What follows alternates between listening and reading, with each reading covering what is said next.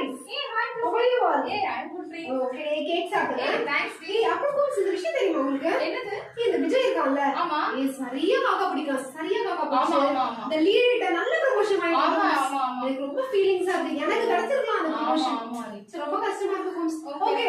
Have a great day. Bye bye. Okay, bye bye. அவதான் அவளுக்கு promotion கிடைக்கலன்ற white டெக்ஸ்டைல்ல எல்லாத்தையும் கொட்டிட்டு போறா.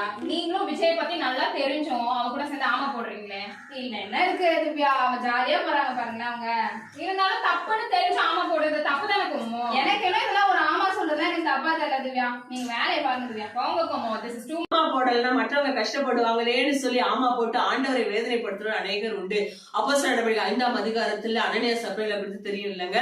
தான் கணவன் செய்த தவறு பொய் என்று சொல்லி தெரிந்தும் கூட அந்த அம்மா அந்த இடத்துல ஆம் போட்டு அந்த இடத்துல மறித்து போனாங்க என்று சொல்லி பாக்குறோம். அப்படியானால் என்ன பொய்யான காரியங்கள் இன்றைக்கு பொய் என்று சொல்லி தெரிந்து இன்னைக்கு ஆம் போட்டாலும் சரி ஆமா போட்டாலும் சரி